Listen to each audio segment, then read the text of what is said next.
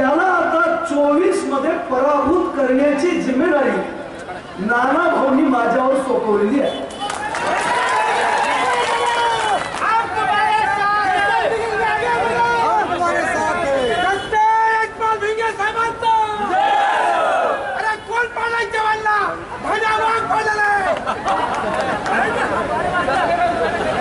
जेव्हापासून नाना तुम्ही मला पक्षात प्रवेश दिला तेव्हापासून आमच्या बदनामीला फार सुरुवात. इतके पक्ष बदलले वगैरे वगैरे. मी सांगितलं मी 100 पक्ष बदलणं आणि तुम्ही एक पक्ष बदलणं सारखं आहे. त्याचं कारण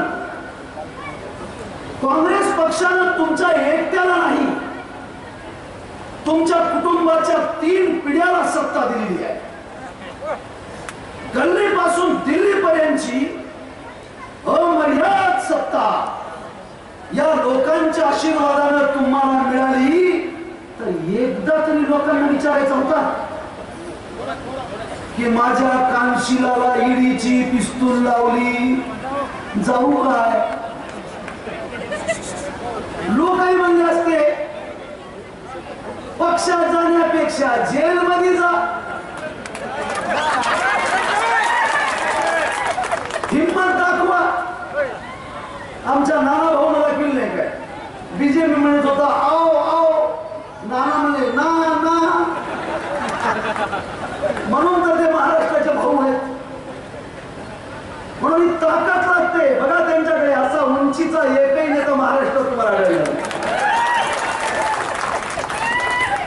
आता हे 7 महिन्याचं पोट घेऊन शुगर बीपी मेहण्याला विचारते कसं करू. मेहना म्हणतात तुम्ही म्हणतात तसं. पक्षात जाऊ का जेल मध्ये जाऊ. जेल मला सोसल का. नाना भाऊ त्यांच्या वडिलांना आमच्या जिल्ह्यात नानाच म्हणतो. आदरणीय कैलासवासी शंकरराव चव्हाण स्वातंत्र्य सैनिक होते. आम्हाला अभिमान आहे. आणि अधूनमधून आपल्या जिल्ह्यामध्ये थोडा थोडा पाऊस पडायला बघा. आणि मी काल मालेगावच्या सभेत सांगितलं हे शंकरराव चव्हाण साहेबांचे अश्रू आहे. वरून बघायला लागले लढायला लागले आहेत ते. अरे ज्या वेळेला पक्षावरती संकट आलेलं आहे अशा वेळेला तुम्ही पळकुटेपणा करता कशासाठी.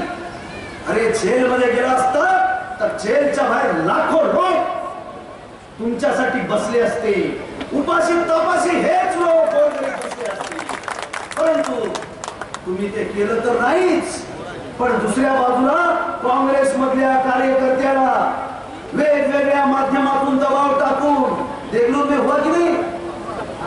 अरे एक धन्यवाद अपने साथ है मोगला जी शीर्षकवार. पहिल्यांदा मी अभिनंदन केलं त्याचं येऊन. ते माझं अभिनंदन होणार नाही. खरे वाघ तुम्ही आहात. अरे जे उडून गेले ते कावळे, जे थांबले ते शिवरायांचे मावळे. तुम्ही ही शिवरायांच्या मावळ्यांनी हातात घेतलेली आहे बांधवांनी.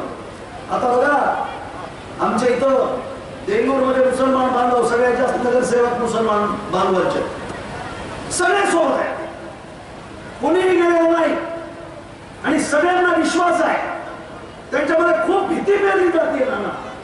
400 पार 400 पार. मला आमचे दोस्त विचारतात सही नहीं चाहता क्या. बोल रहा जी वो मोदी है कि मुमकिन है बोल रहे. अरे वो मुमकिन मुमकिन कुछ नहीं, वो नमकीन है.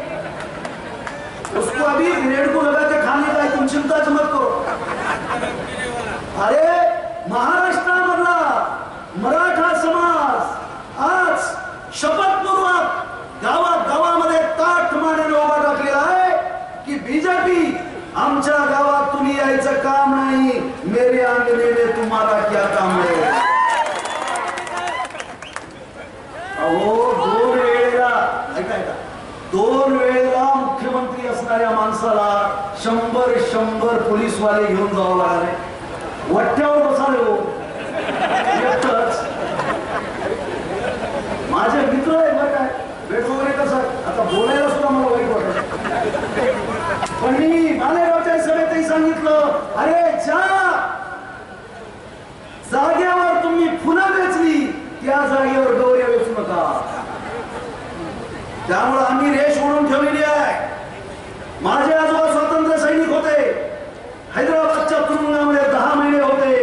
आणि तुम्हाला शपथपूर्वक सांगतो, वेळ जर आली तर आम्हीही मनीष सिसोदिया प्रमाणे, सत्येंद्र जैन प्रमाणे, केजरीवालांच्या प्रमाणे, सोरेनच्या प्रमाणे जेलमध्ये जाऊ.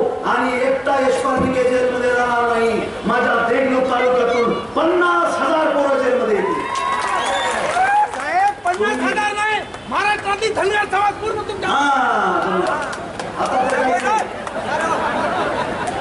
आधीच आमचा सभापार राहते. महाराष्ट्रातला मराठा समाज एकही मत त्यांना पडणार नाही.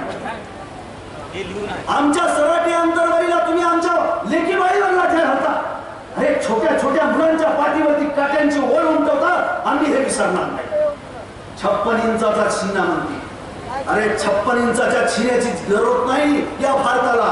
या भारताला त्या छातीमध्ये धगधगणारं मानवतावादी हृदय पाहिजे. ते मानवतावादी हृदय या पंतप्रधानाजवळ नाही. म्हणून कसं चालते बघा तुम्ही, एखादं माफिया चालले असलं पंतप्रधान असलं राहते पंतप्रधान. अहो मनमोहन सिंग किती मितभाषी, जगातला एक मोठा अर्थशास्त्रज्ञ. डिग्रीला वाचायला 10 मिनिट लागत होते. या बेट्याच्या डिग्रीचा पत्ताच नाही. डिग्रीचा पत्ता नाही, बायकोचा पत्ता नाही, जातीचा पत्ता नाही, दोस्ताचा पत्ता नाही. आणि कोणत्या पार्टीतून कोणाला घ्याय त्याचा बी काही पत्ता नाही. आणि माणसं उठून पळून चले पैसे घेऊन, त्याचा बी ह्याला पत्ता नाही. अरे आणि आमचे खालून 90 मास्टर मोदी मोदी मोदी. त्याच्या नाजाई औलादी असल्यासारख्या. तुमच्या तालुक्यामध्ये इथे वीज आहे 1925 ला लावलेला RSS. तुमच्या इथे आहे मला माहित आहे तालुक्यातून. या 26 तारखेला ध्यानात ठेवा, ज्या औलादींनी छत्रपती शिवाजी महाराजांच्या राज्याभिषेकाला विरोध केला, ज्या औलादींनी अहिल्यादेवी होळकरांची होळकरशाही गिळंकृत करण्याचा प्रयत्न केला, ज्या औलादींनी राजर्षी छत्रपती शाहू महाराजांचं वेदोक्त प्रकरण काढून त्यांना क्षुद्र म्हणून लेखलं, ज्या औलादींनी राष्ट्रपिता ज्योतिराव फुलेंच्या वरती मारेकरी काढले, ज्या औलादींनी बाबासाहेब आंबेडकर आणि लोकशाही अण्णाभाऊ साठे यांचा चातुर्वर्ण्य मिश्रित या व्यवस्थेमध्ये छळ केला, त्या औलादीच्या पाठीमागे जायचं का आपण? जायचं का आपण? अजिबात जायचं नाही. त्यामुळं आमच्या धनगर समाज 2 नंबरचा समाज, त्यानं पण सांगितलंय आम्ही बीजेपीला एकही मत देणार नाही. न्यायालयामध्ये बीजेपीच्या जे आदिवासी संघटनेला त्यांनी विरोधात उभं केलं आणि आम्हाला हरवलं न्यायालयीन लढाई. त्या न्यायालयीन लढाईचा मी राज्य प्रवक्ता आहे. मराठा नाही, वनवासी संघटना आदिवासींचं वनवासी केले. ती संघटना आपल्या विरोधात उभी केली. सोयरे भाग ऐका, आता मराठा देणार नाही, धनगर देणार नाही, मुसलमानाला विचारला तर ते तर नावच काढून देणार. अरे इन्हें आया तो अभी अपना कुछ चीज खरा नहीं भाई. अरे तुम काय को चिंता करे, नाना पटोले अपने साथ में है ना, वसंतराव चौहान अपने साथ में है ना. और हिंदू मुसलमान ये मुद्दा यहाँ पे महत्वपूर्ण नहीं है. यहाँ रोटी का मुद्दा महत्वपूर्ण है, रोजगार का मुद्दा महत्वपूर्ण है. एक शायर ने कहा है, ये राम का लड्डू भी खाता है और ये रहीम की खीर भी खाता है.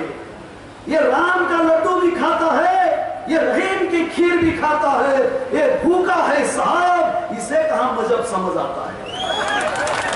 आणि या विचारधारेच्या म्हणून गोडसेच्या बाजूने तुम्ही जाता का गांधीच्या बाजूने जाता? अरे इथला मुसलमान वेगळा या भारतातला, इथला हिंदूही वेगळा आहे. कारण ज्या वेळेला बॅरिस्टर जिनाला गांधीजींनी विचारलं होतं तुम्ही वेगळ्या देशाची मागणी करताय तर मग त्या देशाचा पाया काय आहे, त्यावेळेला बॅरिस्टर जिना म्हणाले होते माझ्या नव्या देशाचा पाया माझा मुसलमान धर्म आहे. गांधी म्हणाले मग माझ्या भारतातले मुसलमान तुमच्या सोबत येतील का? त्यावेळेला जिना म्हणाले मी आव्हान करीन आणि निश्चितपणानं हा मुसलमान येईल. झालं काय? इतिहास काढून पहा. इतिहासामध्ये तुमच्या असं लक्षात येईल, या भारतातला मुसलमान चीनांच्या मागे गेला नाही, तो गांधीच्या मागे गेला. हे जरा समजून घेण्याची गरज आहे बांधवांनो. आणि म्हणून